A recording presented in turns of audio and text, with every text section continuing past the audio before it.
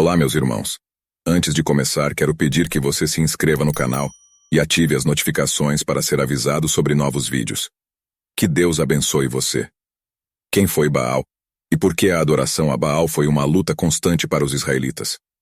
Baal era o nome do deus adorado em Canaã e Fenícia nos tempos antigos. Durante o período dos juízes, a prática da adoração a Baal se infiltrou na vida religiosa do povo de Israel.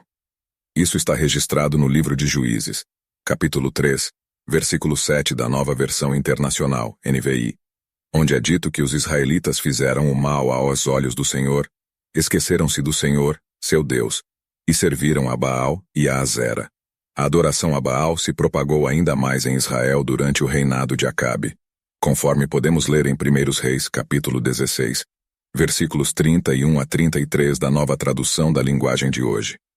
Acabe, além de seguir o exemplo pecaminoso de Jeroboão, casou-se com Jezabel, filha do rei Etbaal dos Sidônios, e começou a adorar Baal. Ele construiu um templo e um altar para Baal em Samaria, e erigiu um poste ídolo para Aserá. Isso provocou a ira do Senhor de uma maneira sem precedente, mais do que qualquer outro rei de Israel antes dele. A adoração a Baal também afetou Judá. 2 Crônicas, capítulo 28, versículos 1 a 4, relata que Acás, rei de Judá, apresentou práticas idólatras semelhantes, incluindo adoração aos Baalins. Ele queimou sacrifícios no vale de Ben-Rinom, e até sacrificou seus próprios filhos, envolvendo-se em práticas abomináveis das nações que o Senhor havia expulsado diante dos israelitas. Entendendo a adoração a Baal, a palavra Baal tem o plural Balaam, o que indica que Baal era um deus da fertilidade associado a ajudar a terra a produzir colheitas e a promover a reprodução da humanidade. Várias regiões adoravam Baal de maneiras distintas, cada uma realçando atributos específicos desse deus. Por exemplo, temos o Baal de Peor, referenciado em Números, capítulo 25, versículo 3, e o Baal Berite, referenciado em Juízes, capítulo 8, versículo 33. Israel se envolveu na adoração do Baal de Peor, o que provocou a ira do Senhor. Assim que Gideão faleceu, os israelitas novamente se voltaram para a adoração a Baal, adotando Baal Berite como seu deus. A palavra Baal mencionada aparece no Antigo Testamento como um nome pessoal. Sua etimologia sugere que era considerado o senhor, ou o proprietário de uma região específica. Isso implica que ele era responsável pelo sucesso das colheitas e pela fertilidade da humanidade. A concessão do favor de Baal era crucial, especialmente em áreas onde os recursos hídricos eram escassos e as chuvas imprevisíveis.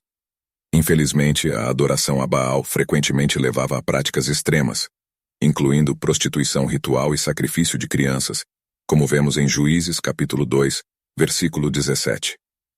Portanto, a adoração a Baal representou uma luta constante para os israelitas, uma vez que os afastaram do verdadeiro Deus e os levaram a práticas pecaminosas e abomináveis aos olhos do Senhor. A desobediência a Deus e a adoração a Baal trouxeram desgraça e sofrimento ao povo de Israel ao longo de sua história. No Antigo Testamento encontramos referências a Baal como sendo o grande deus ativo de um panteão cananeu. Há uma associação com Haddad, o deus amorita cujas natureza e funções eram quase idênticas. Parece claro que Baal eventualmente ascendeu à posição de divindade proeminente na região. Parte desse processo, segundo alguns pesquisadores, pode ser rastreada até as escrituras ugaríticas. Baal é identificado como o filho de Dagon, em algumas dessas escrituras, uma outra divindade amorita, possivelmente associada à vegetação ou aos grãos, em vez de El, que era sem dúvida o chefe original dos deuses cananeus. Templos de Baal e Dagon foram descobertos em Ras Shamra, um antigo local na região de Ugarit. Contudo, não foram encontrados templos dedicados a Baal em si. Baal é frequentemente retratado nas esculturas com um capacete adornado com chifres de touro, simbolizando força e fertilidade. Em uma mão, ele segura uma clava ou massa, representando provavelmente o trovão, e na outra uma lança adornada com folhas, simbolizando relâmpagos e vegetação. Em esculturas aramaicas, Baal é representado montando um touro, possivelmente relacionado à adoração de bezerros que era usada como pedestais para o Senhor invisível, conhecido eufemisticamente como a Virgem. Baali, a esposa e irmã de Baal, compartilhava muitas de suas características e escapadas. O dia do Senhor, possivelmente, originou-se como uma celebração da vitória do Senhor sobre as forças do caos, em um rito derivado de tradições cananeias. Há evidências de que Baal e outras divindades cananeias eram adoradas no Egito, mas isso não representava uma ameaça séria à religião egípcia nativa. Os sacerdotes de Baal adoravam sua divindade com ritos desenfreados, incluindo gritos de êxtase e autoflagelação. Isso estava em desacordo com a vontade do Senhor Deus, que advertiu contra a glorificação dos deuses cananeus. No auge da adoração a Baal em Israel, durante o reinado de Acabe e Jezabel, Deus enviou o profeta Elias para confrontar diretamente o paganismo. Elias demonstrou que Deus, não Baal, controlava a chuva, enviando uma seca que durou 3 anos e meio. Elias, um homem com fraquezas e grandezas, tornou-se um exemplo do poder da oração. Em Tiago, capítulo 5, versículos 17 e 18, ele é lembrado como um homem de oração. Elias, cujo nome significa Jeová é meu Deus, mostrou através de sua vida e ministério que confiar no Deus vivo é a verdadeira fonte de poder. Na epístola de Tiago fala que Elias, um homem com uma natureza semelhante à nossa, ele orou fervorosamente para que não chovesse, e por 3 anos e 6 meses não houve chuva na terra. Em seguida, ele orou novamente, e o céu deu chuva, e a terra produziu seus frutos. A chave aqui está na sinceridade de suas orações. Elias não apenas orou, mas o fez com sinceridade. Isso é fundamental para determinar se Deus está presente e ativo em nossas vidas. Através dessa história, vemos como a oração sincera pode estabelecer a conexão com Deus. A vida de Elias foi marcada por eventos que demonstraram que Deus estava vivo e agindo. Ele recebeu a ordem de esconder-se no riacho Cherit, onde Deus providenciou para ele. Mais tarde, Elias enfrentou o rei Acabe, que o chamou de perturbador de Israel.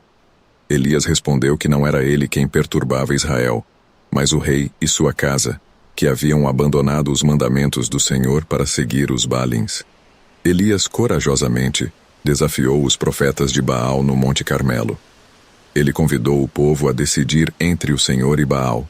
Com confiança, Elias preparou um altar para o Senhor, pedindo que os profetas de Baal fizessem o mesmo. Ele então propôs um teste. O Deus que respondesse com fogo seria o Deus verdadeiro. Os profetas de Baal clamaram em vão por seu Deus, mas não houve resposta. Elias zombou deles e disse que talvez Baal estivesse ocupado ou dormindo. Elias então reconstruiu o altar do Senhor, preparou o sacrifício e pediu que enchessem o altar com água 3 vezes.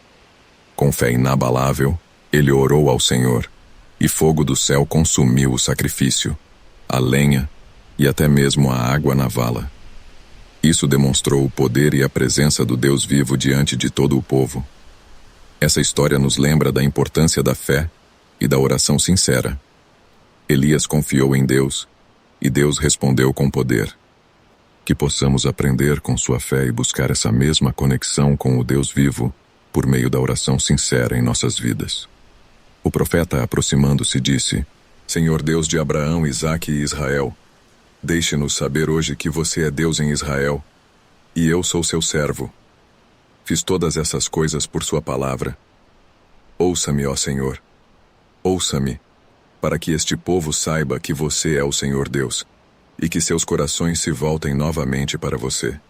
Então o fogo do Senhor caiu e consumiu o sacrifício, a madeira, as pedras e o pó, e até lambeu a água que estava na vala.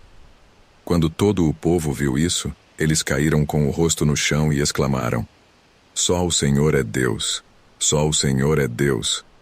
Isso nos ensina que podemos demonstrar a presença de Deus em nossa vida, tanto em particular quanto publicamente. Confrontos como o de Jesus com os fariseus nos mostram como as pessoas frequentemente questionam a fonte do poder divino.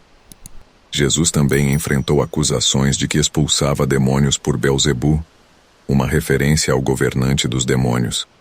Jesus defendeu seu ministério, explicando que um reino dividido não pode subsistir e que blasfemar contra o Espírito Santo é imperdoável. Jesus argumenta que sua ação de expulsar demônios é, na verdade, um sinal de que o reino de Deus chegou. Jesus também adverte sobre a importância das palavras, que podem justificar ou condenar. E ele enfatiza a necessidade de discernir entre o bem e o mal. Ele destaca que a idolatria é adoração ao diabo, reforçando a importância de reconhecer Deus como o único Deus verdadeiro. Esses ensinamentos de Jesus nos lembram da importância de discernir o poder divino e reconhecer a presença de Deus em nossa vida. Se você gostou do vídeo, por favor compartilhe. Não se esqueça de se inscrever no canal e ativar as notificações para ser avisado dos novos vídeos. Que o Senhor te abençoe sempre.